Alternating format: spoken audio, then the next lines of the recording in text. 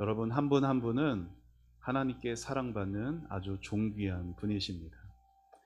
우리가 이 땅에서 건강이 좀 약할 수도 있고, 가정 형편이 약할 수도 있고, 삶의 처지와 환경이 비록 남들보다 좀 어려울 수 있지만, 우리 하나님의 시선으로 볼 때 여러분은 세상에서 가장 존귀한 분들입니다. 우리가 그 하나님 바라보며 신앙생활을 해 가고 있습니다. 26년도 한 해간도 우리 하나님 바라보면서 하나님이 주시는 그 즐거움과 기쁨과 감사로 가득하시기를 주님의 이름으로 축원합니다.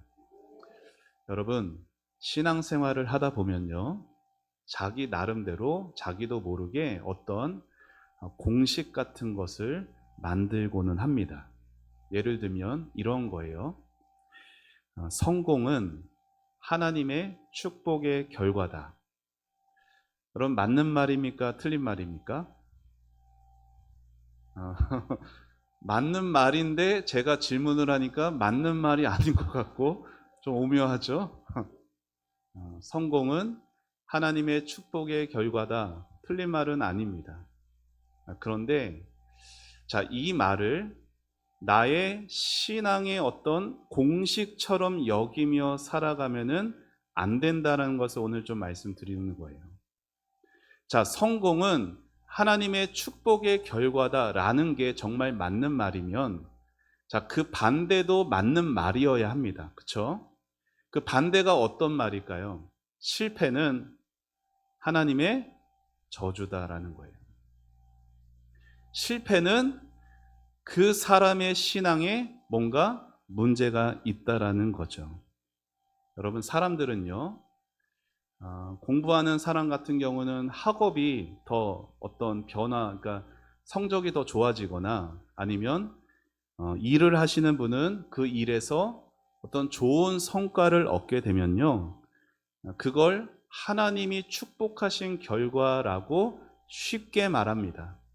그런데 여러분 생각해 보세요. 세상에는요, 하나님을 몰라도, 하나님을 믿지 않아도 잘 되는 사람들이 있습니까? 없습니까? 있어요. 그것도 적지 않습니다. 그리고 반대로 세상에서는 실패가 오히려 하나님 안에서는 축복이 된다라는 걸 성경은 분명히 우리에게 말해주고 있습니다.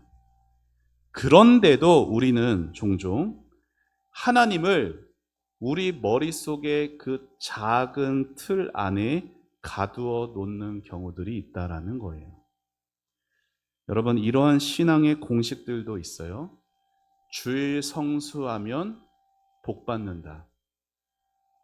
11조 생활 빠지지 않고 하면 복 받는다. 그럼 맞는 말이에요? 틀린 말이에요?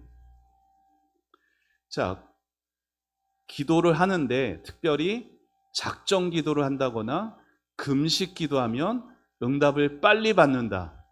맞는 말이에요? 틀린 말이에요? 이 말들 자체는 틀린 말은 아니죠.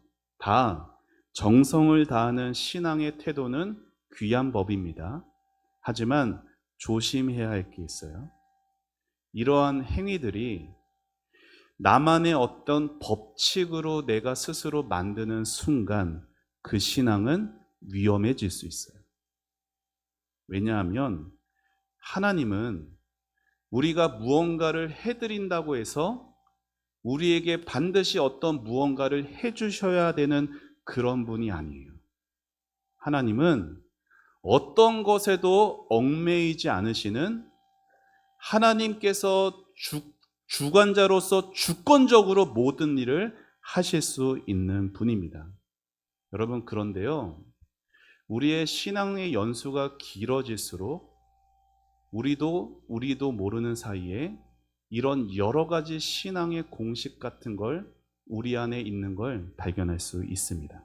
여러분, 왜 우리는 자꾸만 그런 나만의 공식을 만들고 거기에 매여 사는 것일까요?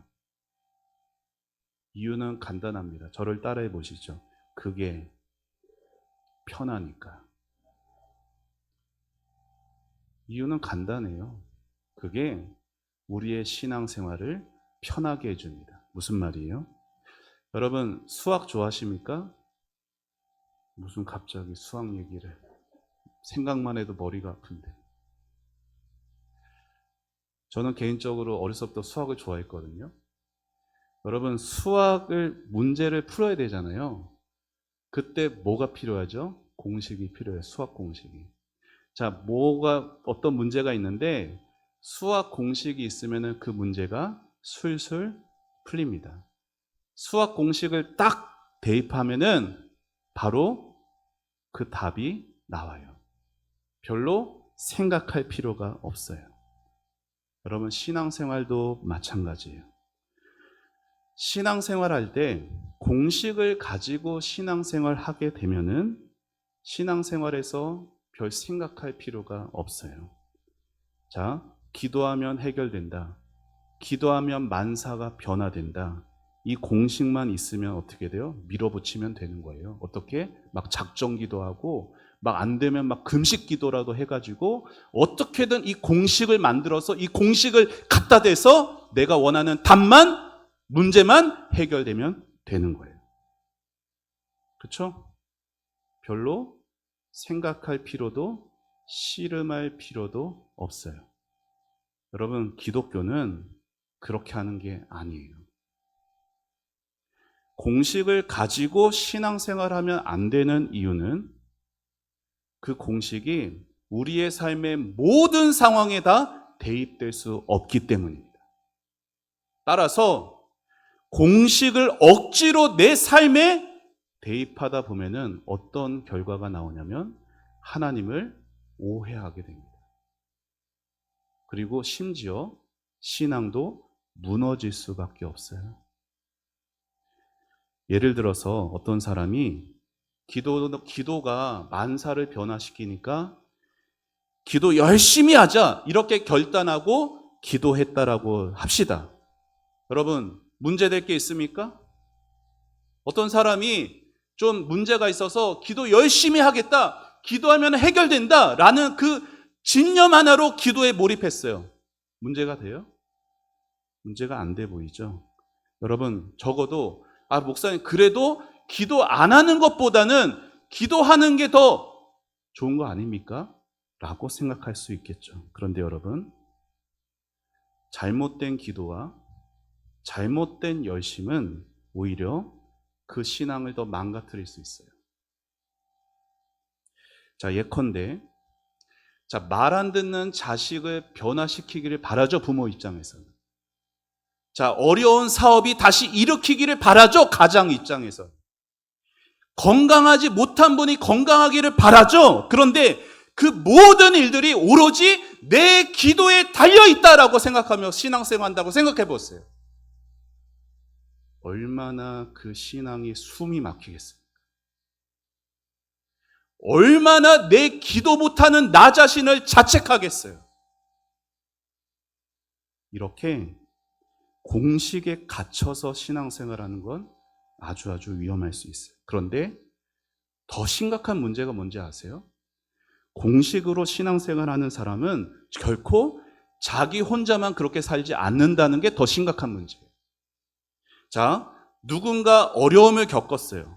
그러면 기도에 대해서 이런 공식을 갖고 있는 사람은 다 그렇게 보는 거예요. 누군가 어려움을 겪으면 쉽게 말합니다. 그거 다 기도 안 해서 그런 거라고. 기도 안 해서 망한 거라고. 기도 안 해서 자식이 그렇게 된 거라고. 기도 안 해서 그 사고가 난 거라고. 여러분 이렇게 그러면 이것도 마찬가지예요. 주일 성수하면 복 받는다. 11조 생활을 해야 복 받는다. 이 공식에 사로잡혀 있는 사람은 모든 사람을 다 그 기준으로 보는 거예요. 어디가 아파? 주일 성수 안 해서 그래. 가정이 어려워? 11조 안 해서 그래. 이렇게 공식을 붙잡고 있는 사람은 자기도 모르게 상처 주는 말을 수없이 쏟아내는 거예요. 다른 사람을 비난하고 정죄합니다. 여러분 공식으로는 삶이 변화되지 않아요. 오히려 자기 자신만 더 안 좋게 변화될 뿐이에요. 사실 한국교회 안에 이런 모습이 너무나 많습니다. 여러분 생각해 보세요. 교회 안에 교회 일도 열심히 하세요. 기도도 열심히 하세요. 그런데 왠지 가까이 하고 싶진 않아요. 왠지 불편하고 왠지 부담스러워요. 왜냐하면 공식이 지배하는 사람을 가까이 하는 것은 쉽지 않기 때문입니다.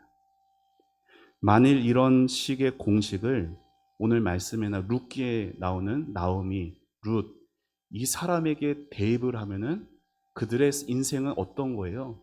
완전히 망한 인생이에요. 근데 성경은 그들을 망했다라고 안 하거든요. 그들이 복받았다라고 하지만 이 공식을 가지고 그들을 보면은 그들은 하나님께 저주받은 인생입니다. 물론 나오미 입장에서, 룻 입장에서 지금 모압 땅에서 누가 죽었어요? 남편이 죽었어요. 아들들이 죽었어요. 그러니까 자신의 처지를 스스로 볼 때는 내가 참 저주받은 것 같다라는 게 느껴질 수는 있겠죠. 그래서 나오미가 베들레헴 고향으로 돌아왔을 때 어떻게 말합니까? 나를 나오미라고 부르지 마세요. 나오미가 뭔데요? 즐거움, 기쁨의 뜻이잖아요. 나를 나오미라고 부르지 마세요. 나를 마라로 부르세요. 괴로움, 고통. 자, 그만큼 그 마음이 어려울 수는 있어요. 여러분, 예수를 믿는 성도의 삶은 공식으로 딱 정리될 수가 없습니다. 그리고 우리의 삶은 그 공식에 매여 살아서도 안 되는 것이에요. 자, 일평생 하나님을 열심히 섬겨오신 어느 한 권사님이 계시다고 합시다. 자, 그분이 평생을 헌신적으로 교회를 섬기셨어요. 그런데 노년에 와서 이전까지 경험해 보지 못한 너무나 고통스러운 일들이 마구마구 다가오는 거예요. 그분의 삶에 성경에 나오는 나오미 같은 삶의 현실이 펼쳐져 가기 시작한 거예요. 평생 열심히 살아온 신앙이 무너지는 것 같아요. 내가 믿고 섬겨온 하나님이 이런 분이었나? 이런 생각이 막 마음속에 막 파고들고 있어요. 여러분, 뭐가 문제일까요? 그분이 하나님을 사랑하지 않은 게 아니에요. 다만 자기도 모르는 사이에 내가 하나님을 이렇게 섬기면 하나님이 나에게 이렇게 해주셔야 한다라는 공식을 붙들고 살았던 거예요. 자기도 모르게. 여러분, 신앙의 공식을 다른 말로 표현하면은 신념이라고도 말할 수 있어요. 여러분, 신념이 강하신 분은요, 대체로 신앙생활을 잘합니다. 잘한다라는 건 성실하게 열심히 한다라는 거예요. 물론 신앙의 신념 자체가 나쁘다고 말할 수는 없어요. 생각해 보세요. 신앙에 어떤 나름의 기준을 정해 놓고요, 그리고 거기에 열심을 내는 것 좋은 거예요, 나쁜 거예요? 설교 잘 따라오고 있어요? 그렇죠? 좋은 거예요, 나쁜 거예요? 좋은 거예요. 하지만 신앙보다 신념이 앞서게 되면 문제가 생깁니다. 공식이 사람을 지배하게 되고, 그리고 판단이 앞서게 되고, 그리고 마음도 메말라 갈 수밖에 없어요. 여러분, 신앙과 신념을 어떻게 구분할 수가 있을까요? 자, 그것은 나의 공식이 무너졌을 때 드러납니다. 예를 들어서 주일 성수를 하면 복 받는다. 그래서 나는 이 공식을 세워놓고 아주 열심히 1년에 52주 한 번도 안 빠졌어요. 그렇게 정말 최선을 다했음에도 삶에 감당하기 어려운 고난이 닥쳤다라고 합시다.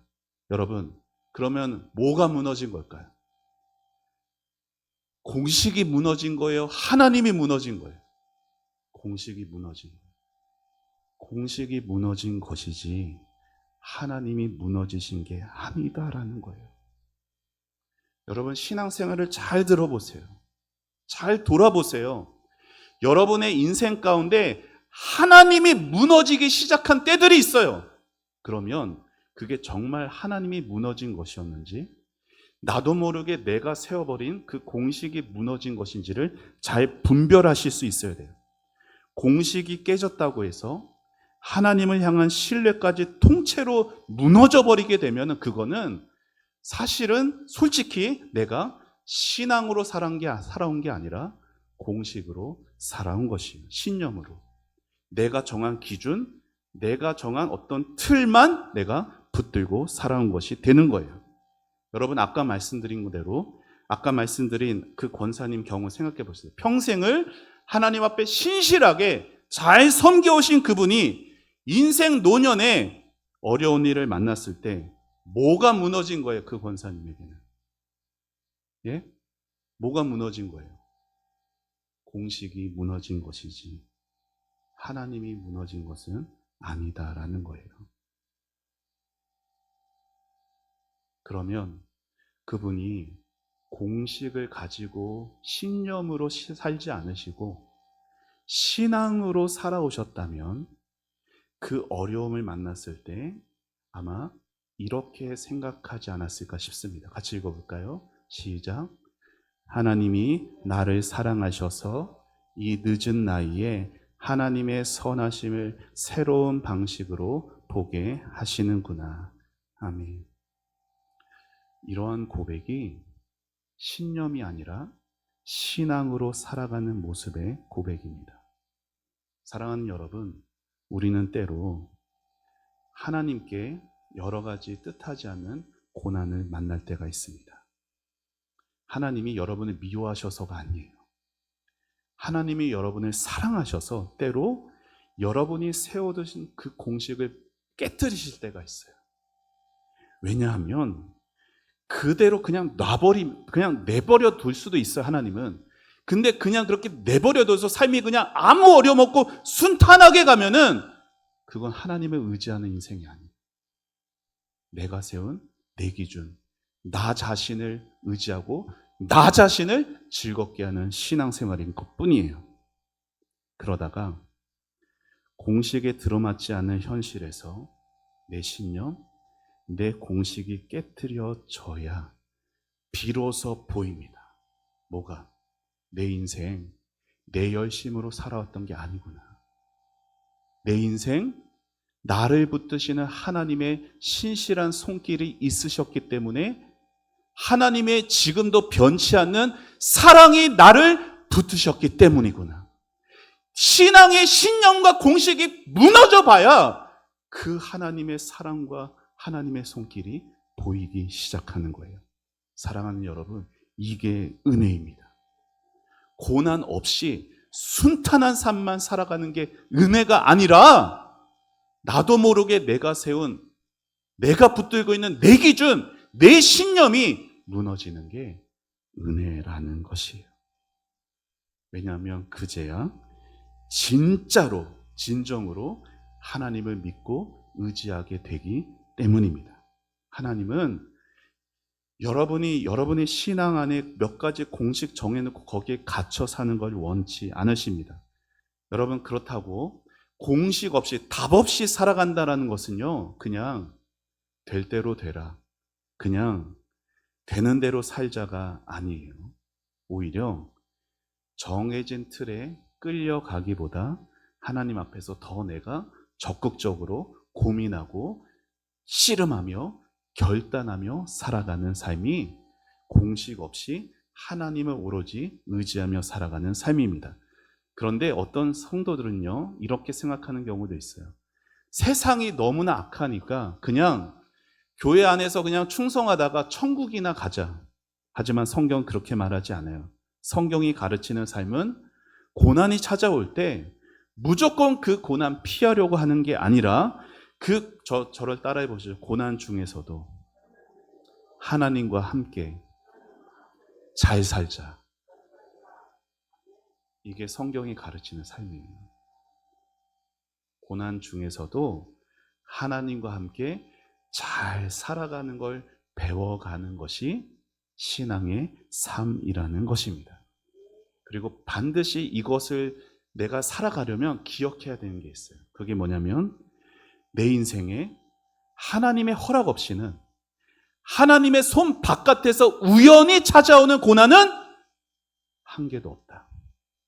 이걸 기억해야지만 고난 속에서도 하나님과 함께 잘 살아갈 수 있는 그 시작을 할 수가 있는 것입니다. 그리고 이걸 믿는 것이 하나님의 주권과 하나님의 섭리를 믿는 신앙인 것이에요. 그래서 시편 기자는 이렇게 고백을 했어요. 같이 읽어봅시다. 시작. 고난당하기 전에는 내가 그릇 행하였더니 이제는 주의 말씀을 지키나이다. 주는 선하사 선을 행하시오니 주의 율례들로 나를 가르치소서. 아멘. 여러분, 시편 기자가 뭐라고 고백해요? 주는 선하십니다. 근데 언제 고백한 거예요? 고난이 다 끝나고가 아니에요. 고난 중에 있어요. 고난 중에서도 고백을 하는 거예요. 하나님이 선하시다고. 여러분, 인생에 어찌 좋은 일들만 있을 수 있겠습니까? 그런데도 시인은 주님은 선하시기에 저에게 늘 선한 일을 행하십니다. 고백을 합니다. 그리고 뭐라고 말해요? 고난 당하기 전에는 내가 잘못 행했습니다. 주님이 내 신앙의, 내 신념과 내 신앙의 공식을 깨트리기 전에는 제가 잘못 행했습니다. 그런데 이제는 주의 말씀을 지킵니다. 라고 고백하면서 이제야 비로소 하나님 앞에 사는 삶이 무엇인지를 배워가고 있다라는 것이에요. 여러분, 고난은 무조건 피해야 하고 고난 없는 삶이 좋은 신앙의 삶이다라는 공식을 가지고 있는 사람은 절대로 이 고백을 이해할 수가 없어요. 아무리 피하려고 해도 피해지지 않는 고난, 아무리 없애려고 해도 없어지지 않는 그 고난이 우리에게 주는 메시지는 그냥 다 포기하고 거기에 맞춰서 살아가 아니에요. 오히려 그 고난 안에서 씨름하고 치열하게 고민하며 하나님께 소망을 두고 살아라라는 거예요.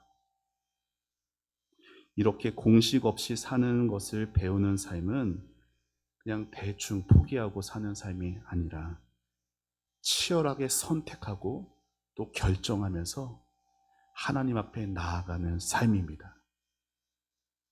여러분, 룻기에 나오는 나오미, 세 여자가 나오죠? 누구 나오죠? 나오미, 그리고 룻, 오르바, 세 여인은, 물론 오르바는 먼저 사라집니다. 여러분, 근데 큰 며느리가 오르바거든요.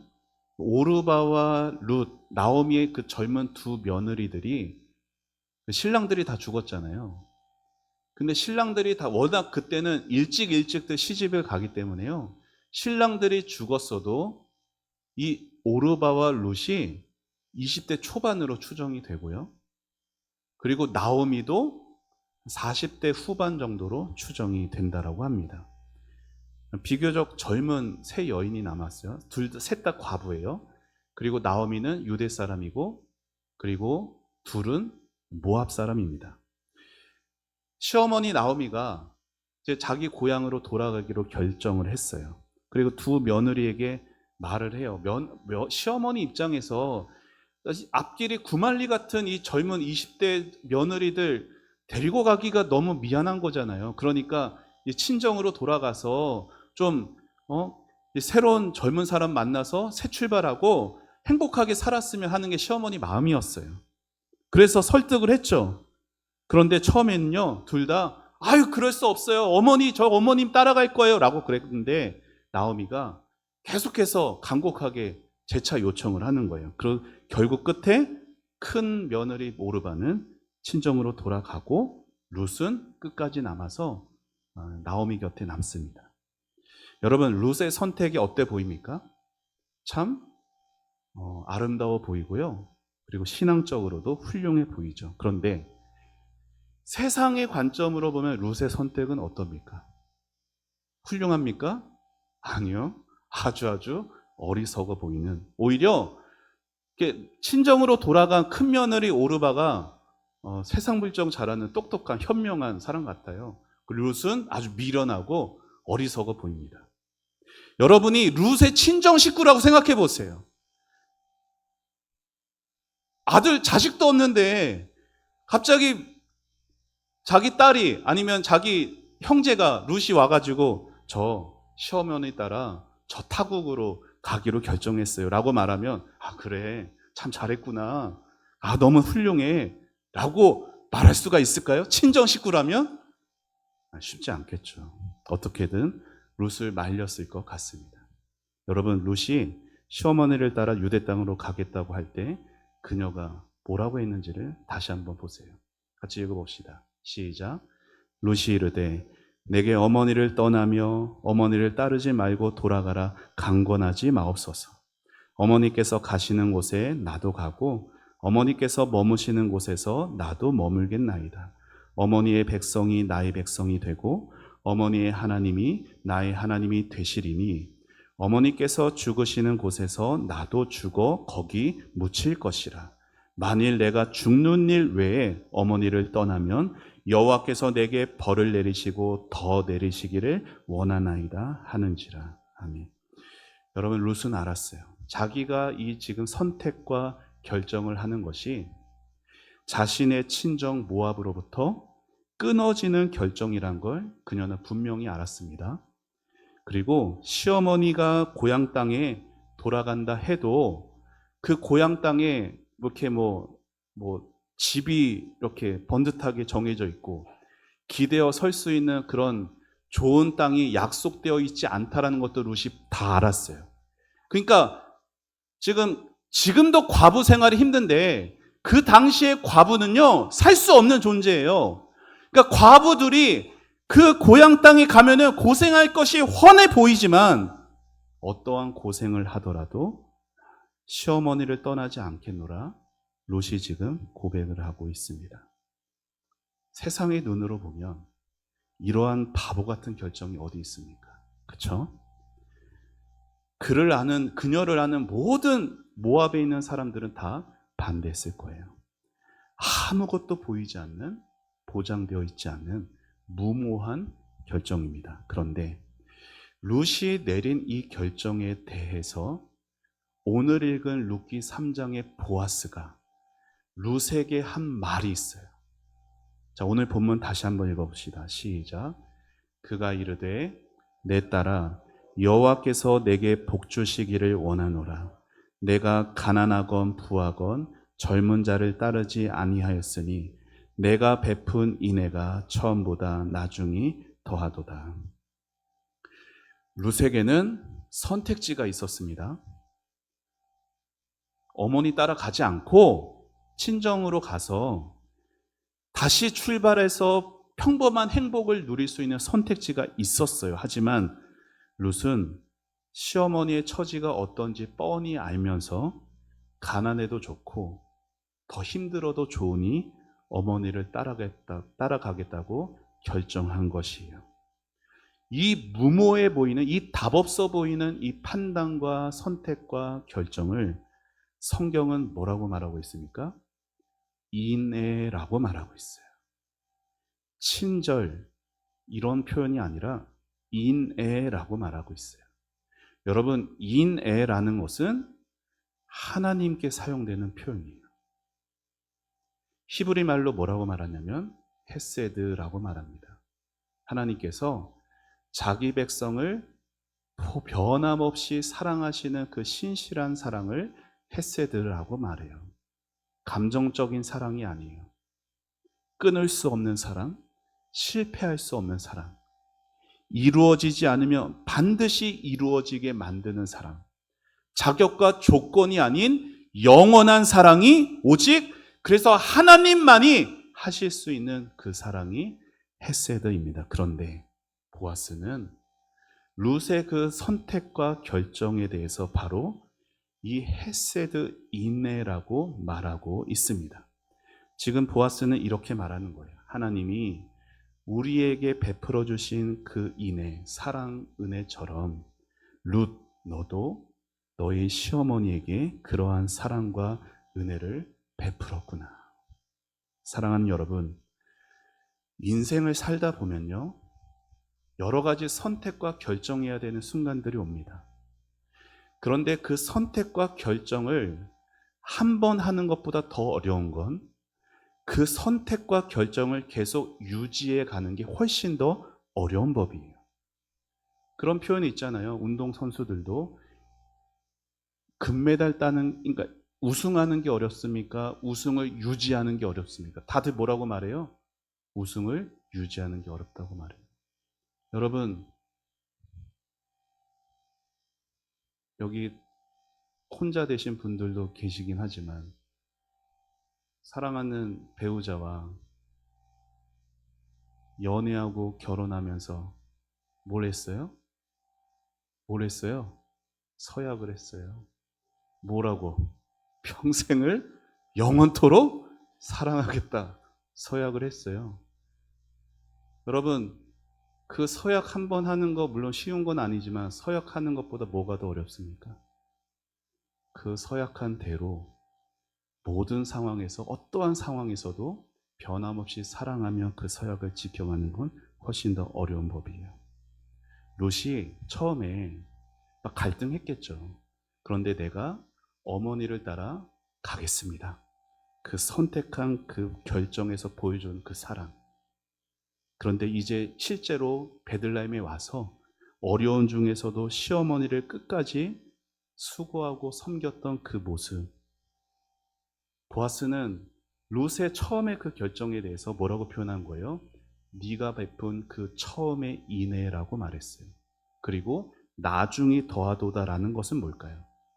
룻이 그냥 잠깐 마음이 뜨거워서 시작한 게 아니라 어렵고 힘든 모든 상황 속에서도 한결같이 그 사랑을 지켜갔다라는 것이에요. 룻이 보여준 나중에 베푼 그 인애는 지금까지 룻이 그렇게 베풀어 온 그 충성됨과 신실함을 더욱 분명하게 증명해 주는 모습인 것입니다. 여러분, 룻의 선택은요, 세상의 계산기로 아무리 두드려 봐도 답이 없는 거예요. 그렇죠? 너무나 무모하고 어리석어 보이는 선택입니다. 하지만 룻은 고통스러운 현실을 피하는 대신에 그 답 없는 현실 속으로 어머니를 향한 사랑의 마음을 가지고 그 자리로 들어가는 걸 선택했습니다. 여러분, 룻이 알았을까요? 여러분, 룻기는요, 해피엔딩으로 끝납니다. 근데 룻이 그 자신의 인생의 결말이 결국 해피엔딩이라는 걸 알고 선택했을까요? 아니면은 하나님께서 막 갑자기 밤에 꿈에 나타나셔서 룻아 안심하고 떠나가라. 내가 너와 함께 할 거다. 어떤 막 위로나 확신의 어떤 음성을 듣고서 지금 베들레헴으로 갔을까요? 아니라는 거예요. 룻은 아무것도 몰랐어요. 앞날이 캄캄했어요. 근데 룻은 그저 하나님을 사랑하기로, 어머니를 사랑하기로 결정하고 그게 내가 현재에서 최선의 선택이라는 것을 믿고 묵묵히 걸어갔던 것 뿐입니다. 우리는 종종 이런 생각과 말을 하고 합니다. 내 코가 석자인데 내가 누굴 도와줘? 틀린 말은 아니겠죠. 하지만 기억하세요. 하나님의 인애라는 것은, 하나님의 헤세드라는 것은 삶이 순탄하고 가진 게 풍부했을 때 나오는 게 아니에요. 성경에서 가르치고 성경에서 보여주고 있는 하나님의 헤세드는 언제나 고난과 아픔의 틈새에서 선명하게 흘러나왔었습니다. 사랑하는 여러분, 이 하나님의 헤세드를 가장 잘 보여주신 분이 누구세요? 하나님의 헤세드를 가장 잘 보여주신 분이 누구세요? 예수님이잖아요. 여러분, 근데 예수님이 여러분을 사랑하시죠? 근데 예수님이 여러분을 사랑하실 때 여러분이 하나님 나라에 쓸모가 있는지 계산기 두드려보고 여러분을 사랑하셨어요? 여러분을 사랑하실 때는 여러분을 선택한 것이 예수님 입장에서는 큰 피해예요. 큰 손해예요. 아무짝에도 쓸모가 없는데 예수님이 그런 거 다 계산해보고 우리를 사랑하신 게 아니었잖아요. 하나님의 헤세드의 그 사랑이 우리에게 나타난 것이 예수님이 건강하셔서 기적을 베푸실 때가 아니라 십자가에 달리셔서 고통과 괴로움에 신음하실 때 하나님의 헤세드는 그 고통이 찢어진 육신 사이로 선명하게 우리에게 나타날 증거해 주셨습니다. 사랑하는 여러분, 우리는 누구예요? 우리 초원교회는 누구예요? 하나님의 이 헤세드를 흘려보내는 성도로 부름받은 존재예요. 교회는 그렇게 사랑해야 돼요. 헤세드를 흘려보내라고 주신 곳이 바로 우리 교회 하나님의 선물인 줄 믿습니다. 26년도 우리 교회 표어가 뭐라고요? 사랑으로 섬기는 교회예요. 모든 게 다 준비되어서 섬길 수 있을 만큼의 여유가 많아서 우리가 섬기려고 하는 게 아니에요. 이 어두운 세상에, 이 송중동이 영적으로 보면 칠흑같이 어두운 세상에 빛으로 부름받은 우리가 아무 계산기 없이 우리를 그저 사랑하신 하나님의 헤세드를 이 어두운 지역에 흘려보내기 위해서 우리가 이 표를 가지고 올 한해 나아가려는 것이에요. 26년도에는 그래서 보아스가 룻에게 말했던 것처럼 너가 베푼 인애가 처음보다 나중에 더하구나. 이게 예수님이 우리 교회를 향한 말씀이 되기를 간절히 원합니다. 26년도를 보내면서 사랑하는 초원교회야, 너가 선택하고 어려운 가운데서도 선택하고 결정한 너의 그 인애가 26년도 한 해를 보니 처음보다 나중이 더하구나. 이렇게 말씀하시면서 우리 예수님께 칭찬받는 우리 초원교회가 될 수 있기를 예수님의 이름으로 축원합니다. 우리 함께 찬양할 때 우리가 임내 찬양으로 불렀던 찬양 같이 한 번 더 찬양하고 기도하겠습니다.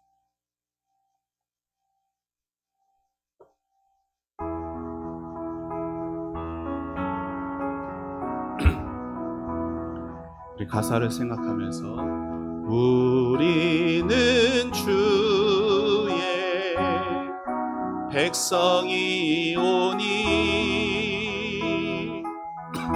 주의 그 큰 일을 선포합니다. 이곳 어두운 세상에 빛으로 부르셨네. 주의 얼굴 구할 때 역사하소서. 교회를 세우시고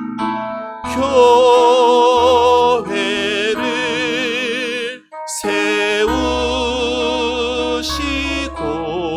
세우시고 이 땅 고쳐주소서.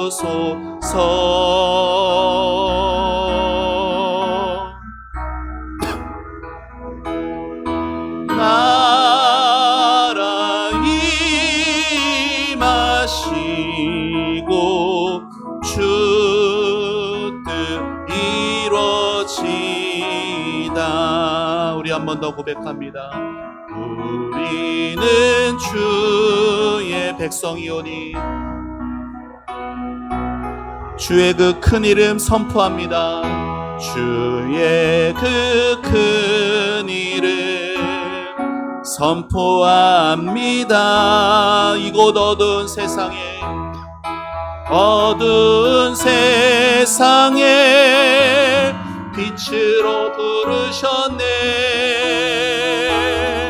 주의 얼굴 구할 때 역사하소서. 아멘. 교회를 세우시고 이 땅 고쳐주소서. 주님의 나라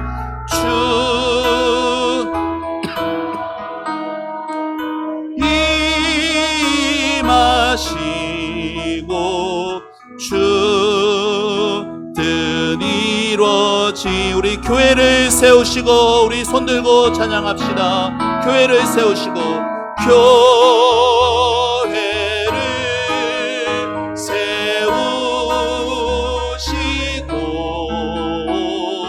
이 땅 고쳐 주소서.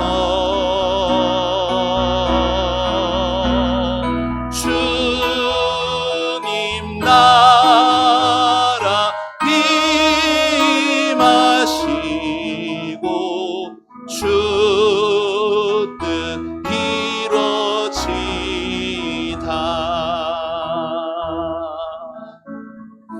우리 말씀을 생각하며 기도하기 원합니다. 사랑하는 여러분, 룻은요 참으로 무모한 선택, 참으로 답 없는, 세상의 눈으로 보면 정말 어리석은 바보 같은 결정을 했지만 하나님은 그걸 인애라고 말씀하십니다. 여러분, 우리가 사랑으로 섬기는 교회 되길 원합니다. 이게 어떤 것을 다 알고 가는 길이 아니에요.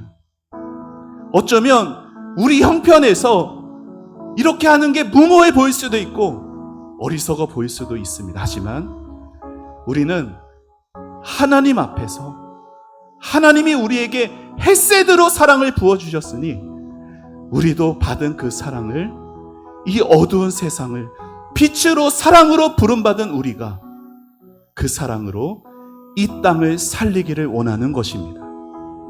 이 시간 기도하실 때 하나님, 내 모든 삶의 선택의 여정에서 하나님, 세상의 계산기로 빠듯하게 하는 것이 아니라 때로 미련해 보일 수 있으나 하나님, 하나님이 기뻐하시는 것을 선택할 수 있도록 도와주옵소서. 하나님, 하나님이 주시는 그 인애가 시작만이 아니라 나중에 더해지는, 나중에 더 풍성해지는 그러한 저의 삶과 우리 교회 되게 하여 주옵소서. 주의 뜻이 이루어지는 우리 조원교회 되게 하여 주옵소서. 우리 함께 주여 한번 외치고 기도하며 나아갑니다. 주여, 하나님 아버지 은혜를 감사합니다. 아버지 하나님, 오늘 룻기의 말씀을 통하여서 하나님 아버지 우리 교회가 나아갈 방향, 아버지 사랑으로 섬기는 삶, 아버지 하나님 참으로 답 없어 보이고 하나님 아버지 미련해 보이는 그 모든 아버지 현실 속에서도 하나님은 나의 헤세드의 하나님이십니다. 하나님, 나를 계산기 두드려서 사랑하신 게 아니라 주님, 내가 얼마나 쓸모있고 가치 있을지 그걸 보고하신 게 아니라 하나님, 자격과 조건 없이 나를 그저 사랑하신 하나님, 아버지 하나님, 이제 그 사랑받은, 헤세드의 사랑받은 내가 이제 나도 헤세드의 사랑으로 하나님 이 지역을 하나님 아버지 살리기를 원합니다.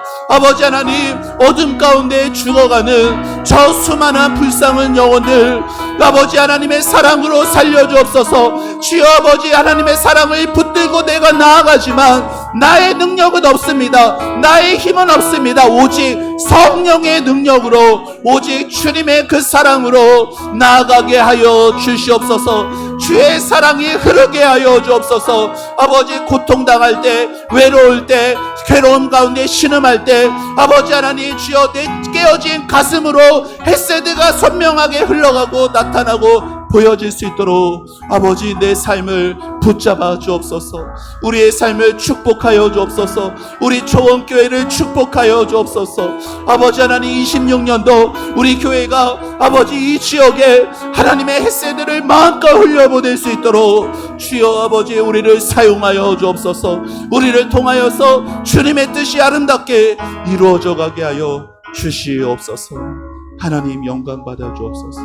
주의 뜻이 하늘에서 이루어진 것 같이 이 땅에서도 우리를 통하여서 이루어 주옵소서. 주님의 뜻이 이루어지길 원합니다. 주님의 뜻을 이루어 주옵소서. 하나님 감사합니다.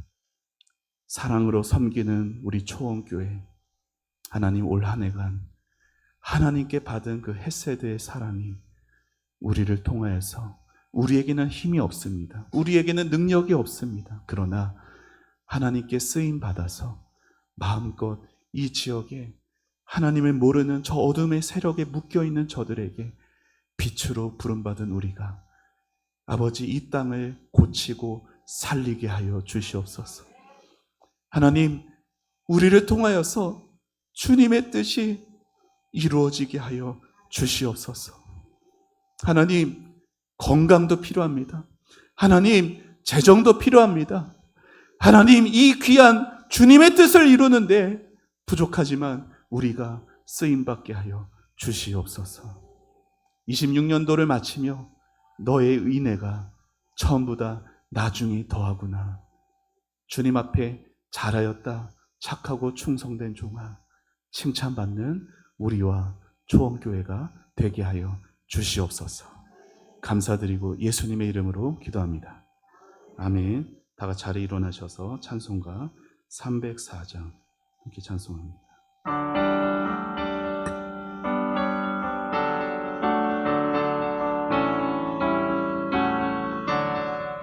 그 크신 하나님의 사랑 말로 다